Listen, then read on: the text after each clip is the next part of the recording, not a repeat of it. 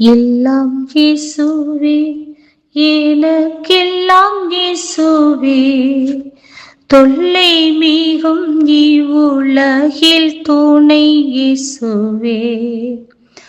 ஆன ஜீவ அப்பமும் ஆவலும் என் காவலும், ஆன ஜீவ அப்பமும் ஆவலும் என் காவலும், ஞான கீதமும் சத்தோரும் நாட்டமும் கொண்டாட்டமும், எல்லாம் இயேசுவே, எனக்கெல்லாம் இயேசுவே, தொல்லை மிகும் இவ்வுலகில் துணை இயேசுவே.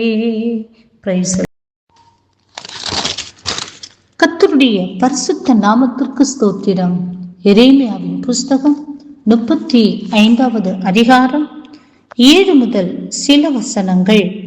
நீங்களும் உங்கள் பிள்ளைகளும் என்றென்றைக்கும் திராட்சரசம் குடியாமலும், வீட்டை கட்டாமலும், விதையை விதையாமலும், திராட்சை தோட்டத்தை நாட்டாமலும், அதை கையாளாமலும், உங்களுடைய எல்லா நாட்களிலும் கூடாரங்களிலே குடியிருப்பீர்களாக என்று எங்களுக்கு கட்டளையிட்டார். அப்படியே எங்களுடைய எல்லா நாட்களிலும் நாங்களும், எங்கள் ஸ்திரீகளும், எங்கள் குமாரரும், எங்கள் குமாரத்திகளும் திராட்சரசம் குடியாமலும், நாங்கள் குடியிருக்க வீடுகளை கட்டாமலும், ரேகாபின் குமாரனாகிய எங்களுடைய தகப்பன் யோனதாவின் சத்தத்துக்கு கீழ்ப்படிந்திருக்கிறோம். எங்களுக்கு திராட்சை தோட்டமும் வயலும் விதைப்பாடும் இல்லை. நாங்கள் கூடாரங்களில் குடியிருந்து எங்கள் தகப்பனாகிய யோனதாப் எங்களுக்கு கட்டளையிட்டபடியெல்லாம் கீழ்ப்படிந்து செய்து வந்தோம். ஆம் பிரியமானவர்களே, யோனதாபின் சத்தத்துக்கு அவருடைய பிள்ளைகள் கீழ்ப்படிந்து அவருடைய சொற்கேற்று நடந்தபடியினாலே கர்த்தர் 18வது வசனத்திலும் 19வது வசனத்திலும் நாம் பார்க்கின்றோம்,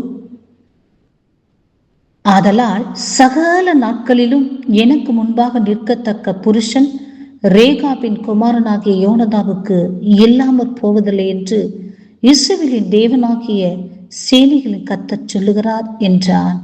ஆம் பிரியமானவர்களே, கர்த்தருடைய கட்டளைக்கு யோனதாவின் பிள்ளைகளாகிய அவர்கள் கீழ்ப்பிடிந்து நடந்தபடியினாலே கர்த்தர் அவர்களை பார்த்து சொல்லுகின்றார், சகல நாட்களிலும் எனக்கு முன்பாக நிற்கத்தக்க புருஷன் ரேகாவின் குமாரனாகிய யோனதாவுக்கு இல்லாமற் போவதில்லை என்று கர்த்தர் சொல்லுகின்றார். பிரியமானவர்களே, ஆம் நாமும் நம்முடைய வாழ்க்கையில் கர்த்தர் சொல்லுகிற வார்த்தையை அப்படியே கேட்டு கீழ்ப்படிந்து நடப்போம் என்று சொன்னால் நம்மையும் நம்முடைய சந்ததிகளையும் கர்த்தர் ஆசீர்வதிக்கிறவராய் இருக்கின்றார்.